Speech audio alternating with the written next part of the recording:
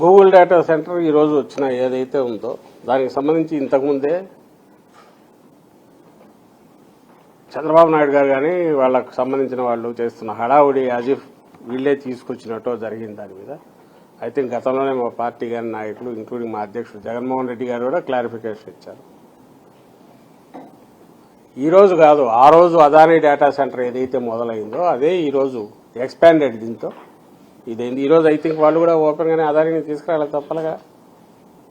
గతంలో ఎప్పుడైతే అనౌన్స్ చేసినప్పుడు ఆ పేరు కూడా కనపడలే. ఎవరైతే దీనికి గ్రూప్ అదానీ గ్రూప్ ఎవరైతే మెయిన్ ముందుకొచ్చి ఆ రోజే 2020 ఎండ్లో మనకు శ్రీకారం చుట్టారు. అప్పుడు జగన్మోహన్ రెడ్డి గారి ఇనిషియేటివ్, వాళ్ళు వచ్చి రావడము, జగన్మోహన్ రెడ్డి గారి ఇనిషియేటివ్ తీసుకోవడము.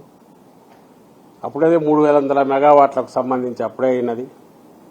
దానికి సంబంధించి సబ్సీ కేబుల్ కూడా సింగపూర్ నుంచి తీసుకురావడానికి అవసరమైన చొరవ అప్పుడే ఇనిషియేటివ్ తీసుకోవడం, లెటర్స్ రాయడం అప్పుడే జరిగింది.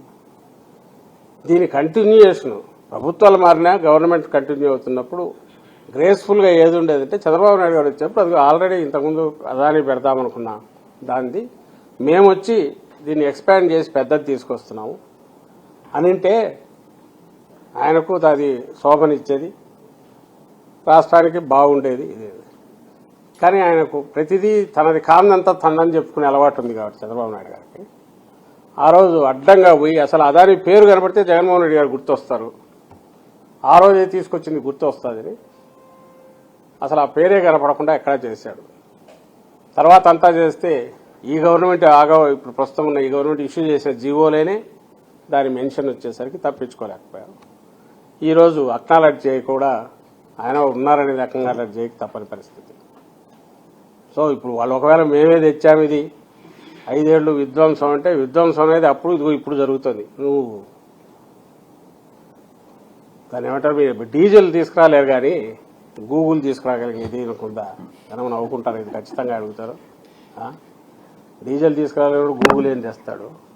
అసలు ఆ డీజిల్ నువ్వు మామూలు నీకు వెహికల్ నడుపుకోవడానికి, 2 వీలర్ నడుపుకోవడానికి నువ్వు సప్లై చేయలేను, పెట్రోల్ సప్లై చేయలేవు, నువ్వు పరిశ్రమలు ఏం చేస్తావు? పెద్ద పెద్ద పరిశ్రమలు, వాటినే నిలపగలవు.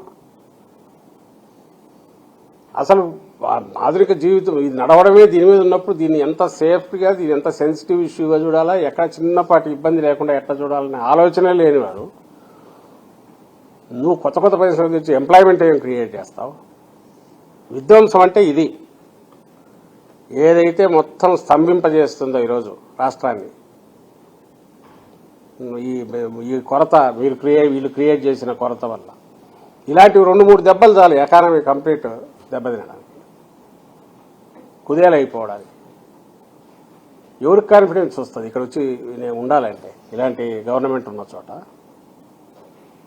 ఆశ్చర్యం ఏమిటంటే అన్నిటికంటే మళ్ళీ నాకు ఆశ్చర్యం అనిపించేది పక్కన అంతా బాగుంది. నువ్వు అన్నిట్లో ఇదే కనుక ఉంటే కోవిడ్ వచ్చింది, as entire country is undergoing that, దాని మీద ఏదో చెప్పొచ్చు కొంత. ఇక్కడ అంతా బాగుండి ఒక్క దగ్గర క్రైసిస్ ఉన్నా కూడా ఏమీ జరగనట్టే దాని గురించి చెప్పుకుంటూ పోవడం. ఇంకో పక్క చూడు, మేము బ్రహ్మాండమైన దీన్ని తీసుకొచ్చాం, ప్రపంచాన్ని మార్చేస్తాం, రాష్ట్రాన్ని కాదు ప్రపంచాన్ని మార్చేస్తామని చెప్పడం. మారుస్తాడు, ఇదిగో ఇట్లా మారుస్తాడు. మళ్ళీ 20 ఏళ్ళ 30 ఏళ్ళ వెనక్కు రాష్ట్రాన్ని తీసుకెళ్లేట్టు ఈయన చంద్రబాబు నాయుడు సక్సెస్ఫుల్గా చేయగలడు. మోడర్నైజేషన్ అంటే ముందుకు పోవాలా, అడ్వాన్స్డ్ దీనికి పోవాల్సింది వచ్చి వెనక్కు తీసుకుపోవడంలో మాత్రం నేను సిద్ధహస్తుని. దాన్ని ఎంతవరకైనా నేను చేయగలను, సిస్టమేటిక్గా చేయగలను అని ప్రూవ్ చేసుకుంటున్నాడు ఆయన. కాబట్టి ఆయన విధ్వంసకారుడు కాదు. దాన్ని కంటే ఇంకా పెద్ద మాట ఏదైనా ఉంటే అదే చంద్రబాబు నాయుడు గారు కానీ ఆయన కొడుకు కానీ ఆ పార్టీకి కానీ అప్లై అవుతుంది. దీన్ని అందరు గమనించారు.